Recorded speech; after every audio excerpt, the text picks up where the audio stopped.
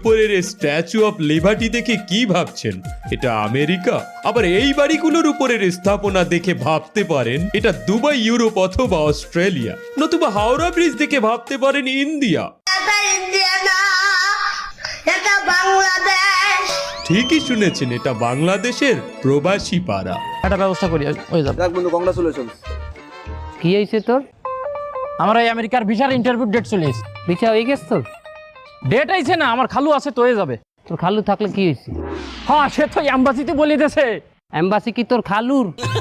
কেন আমার এম্বাসি আমার খালুর হবে কেন? তা তার খালুর কথা কাউকে, খালু কি তোর আব্বা হয়? এমন ভাবে কইতেছে যে আমার আব্বাই আমার ভিসা দিয়ে দিছে। এই তুই কি কথা কই? খালু যদি আমার আব্বা হয় তাহলে তো তার আমি আব্বা কই ডাকতাম। সে কি আমার আব্বা নাকি? সে আমার খালু। তা তোর খালু হলে খালু ভিসা করে কেমনে? ভিসা দেয় কেমনে তোর খালু? ও বাবা, পাসপোর্টে আমি আমার বাপের জায়গায় খালুর নাম দিয়ে দিছি। কি? তোর বাপের নামের জায়গায় তোর খালুর নাম দিছো? হয়। আর মায়ের জায়গায় কেন নাম দিছো? আমার মার নাম দিয়ে দিস। বাহ বাহ, কে সিন হে! তুই তো পাসপোর্টের মধ্যে তোর মায়ের লগে তোর খালুর বিয়ে দিয়ে দিস।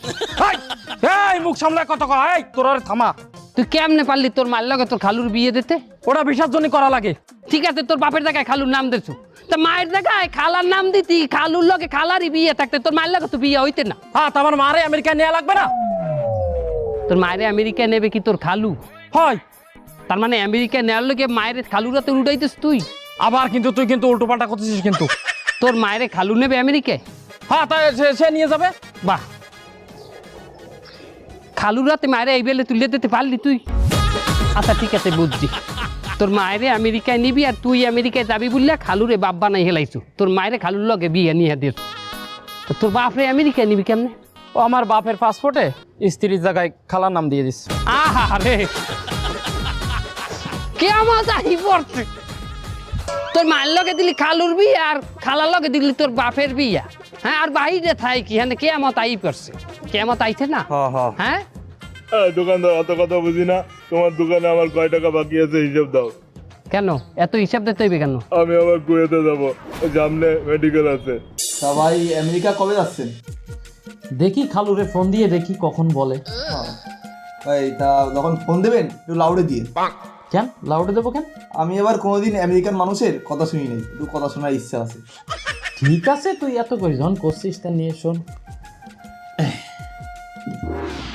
আসসালামু আলাইকুম খালু।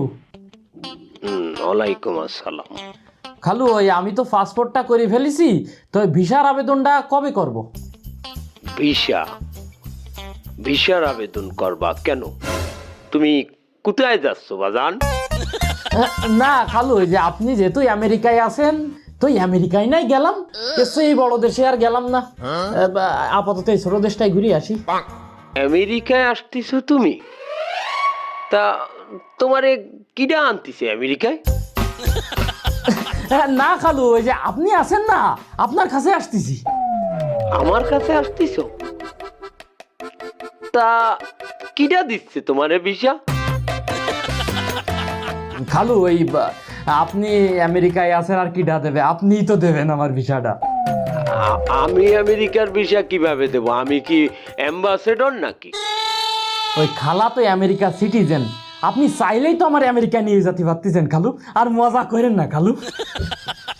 রে চালিয়ে কি সব হয়?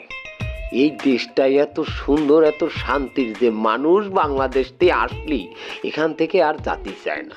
আর যখন একটা মানুষ আমাদের ইনভিটেশনে আইসে এখানে আর যায় না, তখন আমাদের উপরে ভিসা রেস্ট্রিকশন চলে আসে। বুঝিস নি কেন তুই? না খালু, আমারে শুধু আপনি একবার নেন, আমি আবার চলে আসবানে। ওরে এ কথা সবাই বলে, এই আমিও তো তোর খালারই এ কথা কয়েই আসিলাম এখানে। কিন্তু আমি কি করেছি দেখ, আমি কিন্তু আর যাইনি। আমি কিন্তু বিয়ে করে তারে এইখানে আমি সংসার পাতায়ে আমি কিন্তু থাইকে গেছি। তো এইসব গোলমার কথা তুই রাইখে দে। তুই এক কাজ কর, তুই ওই আশেপাশে দুটো একটা দেশ ঘোর বাবা। খালু, আমি আমেরিকায় আসবো খালু, আমি অত শত বুঝি না খালু।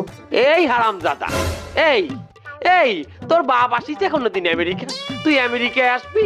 হ্যাঁ, রাখ ফোন রাখ। খালু একটু মজা করলো। তা কবে যাচ্ছেন ভাই আমেরিকা? দেখি খালু কি বলে, সে তোমার বাপের মতো বুঝিস না? ওই তো বাপি। হ্যাঁ, তুই আবার এগুলো বাইরে গল্প টল্প করিস না ছোট ভাই। ভাই ইন্ডিয়া গেলে নিয়ে যায়। হ্যাঁ, ইন্ডিয়া গেলে নিয়ে যায়। মর্শেদ ভাই, এলাকায় বাইরের পোলাপানের আমি আনাগোনা দেখতে আসি, এগুলো কমাই তুইবে। আমাকে এলাকায় যদি বাইরের যে পোলাপান হয়, হলে আমরা তো শান্তিতে থাকি। ভাই এক কাপ চা দিও তো। এখানে বলছো কেন? হট! ওঠো মানে? এই তোমার বাসা কোথায়? এই আবাসিকে। এই আবাসিকে মানে? তোমার ফ্যামিলির কেউ প্রবাসে থাকে? অবশ্যই থাকে। ওরে আমি তো জানি এই এলাকায় বসবাস করতে এলে তার পরিবারে একজন প্রবাসী থাকা লাগে। এটা তো একটা প্রবাসী পাড়া। তুমি মনে হয় জানো না, এই যে সিরিয়াল, এই সিরিয়ালে শুধুমাত্র তারাই বসবে যাদের প্রবাসী মেম্বাররা উন্নত দেশে থাকে। আর যারা অনুন্নত অথবা উন্নয়নশীল দেশের প্রবাসী মেম্বার আছে, তাদের ফ্যামিলি থাকবে ওই লাইনে। যা ওই পাশে যাই ভাই, যা। কেন ওই পারে যেই বসবো কেন? তোমার ফ্যামিলি মেম্বার কোন দেশে থাকে? আমেরিকায় থাকে। এ আমেরিকায় তোর থায় কেডা? আমার খালু থায়। খালু কি তোর আব্বা হয়? কেন কেন আমার খালু আমার আব্বা হতে যাবে কেন? এই ফিরনি বড় গলায় কইতেছো যে খালু আমার খালু, মনে হয় যে তোর আব্বা থায়।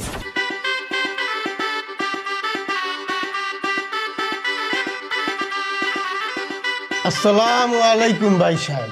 ওয়ালাইকুম আসসালাম। হ্যাঁ, আপনি গো মাইয়া তো মাশাল্লাহ খুবই সুন্দর, ছবিতে তো যা দেখলাম, সামনাসামনি আর দেখার মনে হয় লাগবে না। তা কত হয়েছে একখান আমাকে মধ্যে প্রবাসে থাকে কিনা? আমার বড় ছোয়ালে আছে প্রবাসে। মাশাল্লাহ মাশাল্লাহ খুবই ভালো। তা আপনার বড় ছেলে কোন দেশে থাকে? মানে প্রবাসের মধ্যে তো একটা ভাগ আছে, আমেরিকা, নেপাল, ভুটান, সব তো আর এক হয় না। একটা নিম্নমানের, একটা উচ্চমানের, একটা উন্নত, একটা অনুন্নত। হ্যাঁ বুঝছি বুঝছি, আমার ওই প্রথম পোলা মানে আমার বড় পোলা হে থাহে ইউরোপে। মারহাবা, এ বেটা আমি রাজি, এই বিয়ে রাজি। শুধু তো ইউরোপ আছে এটা তো বললে হবে না, ইউরোপের কোন দেশে থাকে সেটা তো শুনতে হবে। আগে মারাবা কয়ে দিলেন ও তাই না? আচ্ছা বিআই সাহেব, আপনার পোলা আসলে ইউরোপের কোন দেশটায় থাকে? ইউরোপের সাইপাস। ও সাইপ্রাস। সাইপাস, মারহাবা সাইপাস। আমি একটু চেক করে নি ইউরোপে সাইপ্রাস আছে কিনা। দেখ তুই দেখ সাইপাস কোনখানে এটা। বাবা তুমি কি কও? আরে আবার আপনি থামেন তো, কি শুরু করলেন? এত কঠিন করে ফেলাচ্ছেন কেন? সব কিছু একটু সহজ করেন না। চাচা হ্যাঁ, এই যে ইউরোপের মধ্যে সাইপ্রাস পাইছি। মাশাআল্লাহ, মারহাবা। এ মাইয়া আমার পছন্দ হইছে, আইজি বিয়ে হরমু। মানে আইজি নিয়ে গেলে ভালো হইতে। শুধু মাইয়ে পছন্দ করলেই হইবে না, মগও তো পোলারে পছন্দ করতে হবে নাকি? অবশ্যই আপনারা জানবেন। বাজান তুমি কি করো কই দাও তুমি? আমি ভার্সিটিতে পড়াশোনা করি। তোমার কি IELTS আছে? IELTS? আমি ভার্সিটিতে পড়াশোনা করি, আমার আবার IELTS লাগবে কেন? ওইরকম ভার্সিটিতে যে অনেক রে পড়তে দেখছি, হ্যাঁ এখন ঘুরিয়ে ঠান করে বেড়ায়, কোনো চাকরি নাই। আর যদি IELTS থাকে তাহলে আমার মাইয়ের লইয়া কখন না কখন সুযোগ পাইলে উড়িয়ে বাইরে চলে যেতে পারো। উত্তেজিত হেন না। আমি আমার পোলায় নিজেই আইএলটির উপরে আই দিয়ে কি করবে? IELTS করিয়ে আইবে। না শুধু করলে তো হইবে না, কমপক্ষে 6.5 তো পাইতেই হইবে। আমি আংটিটা খালি পরান, এরপর দেখা যাইবে। মা একটু আটটা বাইর হয়ে দেখি। ওকে, আট কমে বাইরিছে। এটা বড় হয়েছে, বাতাসে বোঝো না, মেশিনের দরকার নেই, এরকম থাক। ওটা কি বাই করলে?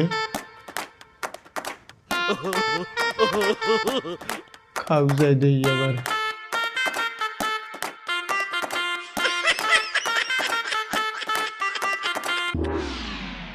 আব্বা ওই ছবি তো আমরা যখন দেখেছি তখন তো দেখেছি, দেখ আমার মনে হচ্ছে কি ফিল্টার মারা ছিল, একটু সরাসরি দিয়ে নিলেই তো না। আর কোনো ব্যাপার না আব্বা, মাইয়ের বাই যে তুই সাইপাশে থাই একটু সাইন কালার হইলেও বাকি মাইয়া পছন্দ হয়েছে। তুই আংটিটা ডুহাই দে। কাকা সাইপ্রাস তো দুইটা, আর কোন সাইপ্রাস সেটা তো আমাদের শুনতে হবে। সাইপ্রাস দুইটা হয় আমি আই মশাই, এই সাইপ্রাস বলে দুইটা, আর আমের বলে কোন সাইপ্রাসে থাকে? তুর্কি সাইপ্রাস, তুর্কি সাইপ্রাস তো এশিয়ার মধ্যে। কি এই বিয়ে হবে না কাকা, চলেন। এই বলতে বুঝি পাইছিল রে ভাই। এই তুমি বাহাবে লিখে এই ইউরোপের মধ্যে থাকে বলে দিয়ে এশিয়ার মধ্যে থাকে। আয় বাহাত্তর রাস্তায় মাগুয়ার ভাই, তুই প্রথম যে দেখি আউল বাসা তো সমস্যা নাকি?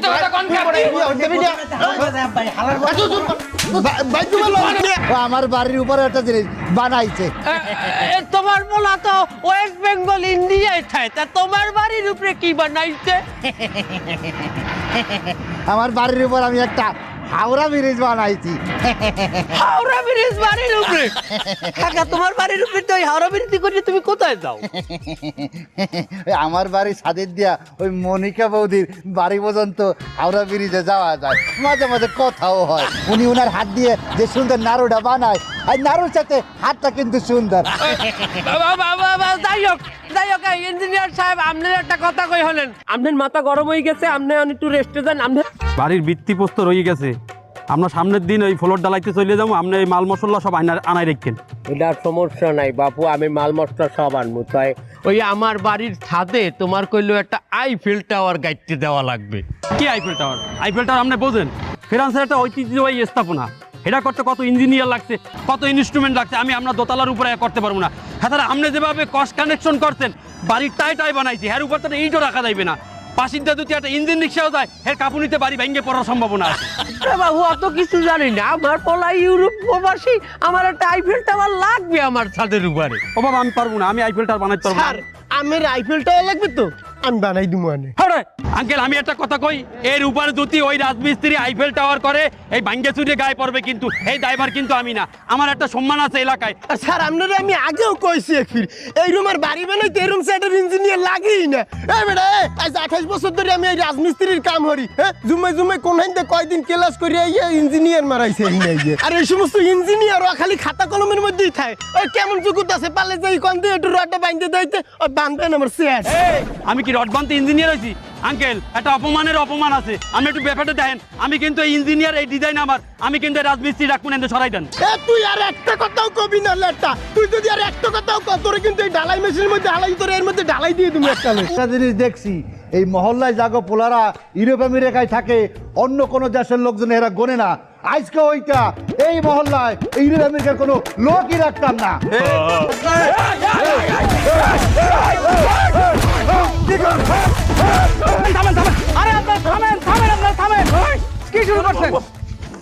আপনার একটা ভুল বিভাজনের ভিতরে আছেন, একটা বৈষম্যের ভিতরে আছেন। আপনারা পুরো এলাকার ভিতরে বৈষম্য সৃষ্টি করছেন। যে উন্নত দেশে থাকে তাকে অনেক বেশি সম্মান দিচ্ছেন, আবার যে একটু উন্নয়নশীল দেশে থাকে তাকে আপনারা সম্মানই দিচ্ছেন না। কিন্তু কেন? আরে দিন শেষে তাদের তো একটাই পরিচয়, তারা এই দেশের সূর্য সন্তান, তারা রেমিটেন্স যোদ্ধা, তারা প্রবাসী। অনেক ত্যাগ তিতিক্ষা করে তারা বিদেশে থেকে সেখান থেকে রেমিটেন্স কামাই করে এই দেশে পাঠাচ্ছে। যে লোকটাই আমেরিকা ইউরোপে থাকে সেও যেমন গুরুত্বপূর্ণ, যে লোক নেপাল বা মালয়েশিয়ায় থাকে সেও কিন্তু সমান গুরুত্বপূর্ণ। তারা সবাই কিন্তু এই আমাদের দেশটাকে বিনির্মাণ করছে। এখন কে কত রেমিটেন্স পাঠাচ্ছে এটা কিন্তু বড় বিষয় না। দিন শেষে এটুকু মাথায় রাখতে হবে যে তারা কিন্তু অনেক ত্যাগ তিতিক্ষার পর আমাদের দেশে রেমিটেন্সটা পাঠায়। দেশের মায়া ত্যাগ করে, পরিজনের মায়া ত্যাগ করে তারা বিদেশে থাকে। টাকা যে বেশি পাঠায় সেও তার পরিজন থেকে বিদেশে থাকে, টাকা যে কম পাঠায় সেও কিন্তু তার পরিজন ছেড়ে বিদেশে থাকে। তাদেরকে তো সমান সম্মানটুকু দিতে হবে আমাদের। তুমি ঠিকই কইছো বাবু, আমাকে এলাকাবাসী সবাই একটা ভুলের মধ্যে আছিল। তোমার কথা এলাকাবাসীর সবার চোখ খুলিয়ে গেছে। তবে বাবু আমি একটা কথা কই, তুমি মানো বা না মানো, এই পৃথিবীর সবচাইতে উন্নত দেশগুলোর মধ্যে কিন্তু ইউরোপকেই তোমার 1 নম্বরে রাখতে হবে।